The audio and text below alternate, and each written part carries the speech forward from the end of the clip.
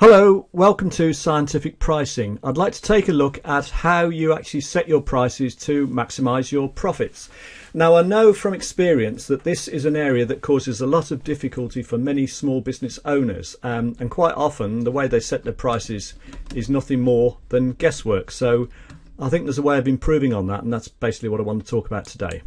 So let's look at the common options that are taken by small business owners. So firstly, a common one is to work out what the cost is of whatever it is you're making or selling, and then add a bit on, cost plus markup, or copy your competitors, or set an hourly rate and then decide I need to earn that much, so my price needs to be this much. And all of those things limit how much you can earn because you're putting a limit on the number of hours, or you're just copying your competitors. So you can make far more money if you can work out what the value is of what you produce and sell to your customers is to them, and then if you can work on increasing that value and work on persuading them that your value is higher, that way you can get higher prices. So perceived value to the customer is a big improvement. If you can charge different prices to different customers, you can go one step further. Categories of your customers will actually pay higher than your headline price if you'll give them that option. And you can have things like different membership packages or different propositions. So you could have a platinum, gold and silver option, and I'll show you how all that works.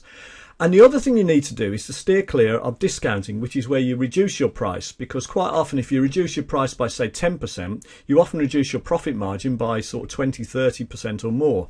So you're better off actually offering extra value in the form of bundling, whereby, for example, if you sold a laptop, you'd sell a bag and you'd sell a charger and you'd sell a software package, or if you sold shoes, you might sell one of these things that you put inside to keep it in shape and some polish and a polishing cloth or whatever. But basically you wrap several products and services together and throw in extra value rather than lose profit by discounting. And I'll show you how all of these options work. So I'd like to start by focusing on the 80-20 rule, which effectively says that 20% of what you do on any given day gives you 80% of your results. And the 20% of things that do that are how many leads you generate and what proportion do you convert. That will tell you how many customers you've got, how often do they spend and how much do they pay each time. So that'll be number of transactions and the average price they spend each time. That gives you your turnover, and then what gross profit margin do you make on everything you sell, which will tell you your gross profit. And then if you take off your overheads, that will tell you your bottom line net profit. Now the thing is, if you spent 4 times as long on these areas, that would be 80% of your time, because you're spending 4 times as long on the 20%, and you would end up with over 300% profit or results, however you measure them, because they're generating 80% of your results. Now, it's not quite as accurate as that, obviously, but it'll be somewhere along those lines. And this is what tends to happen and tends to work in virtually any business. So let's just look at this in more detail. So to show you how powerful this is, let's just say that we've got 1,000 prospects, 1,000 leads, and we convert 20%. That would give us 200 customers in a year. If they spend twice each on average and they pay £1,000 each time they spend on average, then our turnover would be 400,000. If our gross margin was 60%, we'd make a gross profit of 240,000. And if we took up our overheads, our fixed costs of 150,000, our net profit would be 90,000. Now all I'm going to do is make small improvements in each of the areas highlighted here in red. So what if we spent far more time during the week just working on those 20% of things that get us most of our results? And what if we did nothing more over the course of 6 months to a year than made 10% increases in the highlighted red categories? You would end up with a bottom line net profit of 230,000 instead of 90,000. And all I've done is I've increased prospects and conversion rate by 10% each, which gets our customers up by nearly a quarter. I've got them buying slightly more frequently and spending slightly more each time, 10% each time, which takes their turnover up to 585 instead of 400,000. I haven't even increased my gross margin 10%. I've just picked nice round numbers. So I've made it 65%. But our gross profit goes up to 380 instead of 240, and our bottom line net profit has actually increased by 156%. So that figure is 256% of that. However, if you're spending 6 months to a year and you're setting time aside in your diary and you're spending more time on these 20%, and I can show you several strategies to achieve these results, so it's actually quite simple to do, you could quite feasibly and quite realistically go far beyond the 10% increases. And what if you got towards 50% increases? Well, then the effect becomes quite staggering. So if you increase your prospects and your conversion rate by 50%, you end up with 450 customers instead of 200. It doesn't take a lot to get people to buy 3 times a year instead of 2, and to spend more each time through the various strategies we'll look at later, 50% more. Our turnover goes up to over 2 million instead of 400,000. I haven't even increased my gross margin by 50% because I think that would sound unrealistic then, 90%. But I'm taking the gross margin up from 60% to 70%, which we could realistically do by working on costs, variable costs, and also working on increasing our average prices, which we've done. So let's just be conservative and keep that at 70%. Even then, allowing for that conservatism, you've now got a net profit of, instead of it being 90,000, it's 1.25 million, which is an increase of 1,300%, i.e. that is 1,400% times that, which is absolutely staggering. So it's gone from 90,000 to 1.25 million. And that's working on 50% increases. Now, I'm not saying you're going to get to 50% overnight, but I am saying that getting way beyond 10% is definitely doable for any business if they concentrate their efforts in those areas. And getting towards 50% is certainly doable for a great majority of businesses. And you can see how powerful this is. So let's now look at how you could go about doing this. So the first thing to understand is that there's a relationship generally between how much you charge and how much you sell, and it's called your demand curve or your demand line. Now, the thing is, all you know is where you are at the moment. So say you're charging this price here and you're selling this much. All you know is that that's where you are. You don't know what would happen if you put your prices up. You don't know if you put your prices up and it goes like that, or if it goes like that. But there is a relationship. There are exceptions to this, but they're not really exceptions. All they're saying is if you put your prices up, you can sometimes sell more, but it's because you've positioned yourself in a different market. So strictly, this holds true in any marketplace for any business. The thing is, though, does it look like that? Because it could be that your demand line's very flat and very low. Now that is called elastic because it's flat and it's low, which is not part of the elastic, that's a separate thing. But the reason this happens is because you're in a marketplace where you're competing with your competitors mainly on price. So what that means is people have driven down prices in the marketplace first of all, and secondly, if you try and put your prices up, you'd lose a large proportionate share of your market. And therefore you can't, or you're afraid to put your prices up. And you can't really put your prices down because the dilemma here is that prices have been driven down so much that margins are so low that although you'd capture share by lowering your price, 2 things would happen. First of all, your competitors would probably follow suit, which means you wouldn't gain market share and everyone becomes even worse off because average prices fall even further.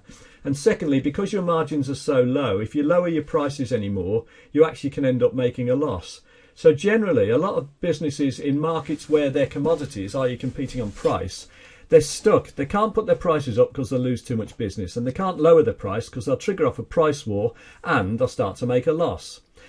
Now, the thing is, you don't know you're faced with that position because you don't know what you would sell at different prices, and even market research won't help you because people won't necessarily tell you the truth. You know, if you say, if I put my prices up 20%, will you still buy from me? People will go, no. Because they won't want you to put your prices up 20%. So a lot of business owners, though, are scared that that's where they are, and therefore they're scared to put their prices up. So what you really need to do is to go from being this elastic demand line here to being inelastic here. Now, inelastic means that you can put your prices up and you only lose a proportionately small share of volume. And also, if you can be perceived as having better value than your competitors, you can also be charging higher prices in the first place. So you're doing 2 things. You're making your demand go higher and you're making it become less elastic. And in that position there, you can start, say, here, and you can even put your prices up and not lose much volume. So you're charging higher prices in the first place. But the question is, how do you get from there to there? And the only way you can do that is to be perceived as better. And the way you get perceived as better is, there's 2 main ways. One is that you actually become better. Now, the way you become better is you clearly identify your ideal target customer. You work out what it is that motivates them to buy, the problem or issue or concern they've got that they haven't got a solution to, and then you innovate your product or service to give them that solution. And the second way you can get this demand line to move up like this is to get your message across better than your competitors, to communicate it better. And what you need to do there is you need to follow what's called the 4-step marketing equation, which is you interrupt by saying you've got this issue, problem or concern. You engage by saying I can offer you a solution. You educate by saying this is how it works. These are all the people have used it. These are all the testimonials. This is all the social proof. This is my guarantee. This is why we're better. Here's all the benefits. Here's all the features to justify why you're buying it. And you just do it in better and more detail than your competitors. And then you do what's called a risk-free offer, whereby you say, if you let me have your details, I will give you further information to help you on what's called your buyer's journey. The buyer's journey basically says that most buyers, the vast majority of buyers, need several points of contact and several pieces of information before they'll decide to buy. So the message is that if you can innovate your product to better serve your ideal target customer and then communicate that message better, then you will actually have this higher and steeper demand line. And that works on human nature in two ways. One, you've identified your ideal customer, so you can position yourself as a specialist or an expert, and people always prefer to buy off a specialist or expert. And secondly, if you explain in greater detail why your product is excellent compared to the detail that your competitors explain their proposition in, people automatically assume that the person who's got more to say, particularly if it's relevant, the more that you say, that must mean that there must be a reason why you've got more to say. You must be better. You must have more to actually communicate. So that's how you do it. Now, I want to move on from that, because that whole area of identifying your target customer, innovating your product, having a market dominating position, and actually getting your message across better, that whole area will be something I'm going to cover in a separate webinar. Now, I want to move on to something that's very important for any small business owner to understand. Well, any business owner actually. You need to understand what's meant by your break-even point. And the way it works is you've got three types of costs. You've got fixed costs, which won't vary if you double or halve your sales over the next month or two. You've got variable costs, which will change in proportion to how much you sell. So the fixed costs would be things like rates, rent, wages and salaries that you can't alter, lease option, lease costs, equipment hire costs, all the things that you're committed to that you can't really just get rid of, you know, next month, 2 months, 6 months, even a year or whatever. The variable costs are things like materials, components, piece rates, licensing fees, anything that goes up in proportion to what you sell. And then your sales revenue will obviously be how much you sell times the price that you charge. Now you can show this as how important it is by working out what your break-even point is. And the formula is, if you know your fixed overheads, so in this case they're 50,000, and if you know your variable cost is £10 per unit and your revenue is £20 per unit, so therefore it costs you £10 to make something and you sell it for £20, then your break-even point would be your fixed costs here, 50,000 fixed costs, divided by the difference between the price you sell something for and how much it costs to make. 20 minus 10, which is 10. 50,000 divided by 10 gives you 5,000 units. So that would tell you need to sell 5,000 units to cover your fixed overheads to start to make a profit. And the way it looks is like this. So that line is saying 50,000 for your fixed costs. Hang on, go back one. This line here is saying that your variable costs are going up £10 a time the more you sell.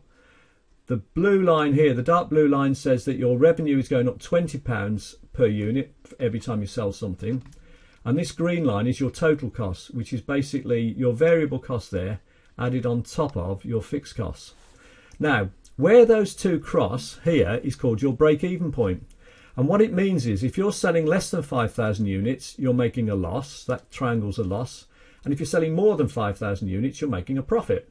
And the more you sell past that point, the more profit you make. Now, you don't need to make big improvements in those variables to make a huge difference to your business. And let me show you what that means.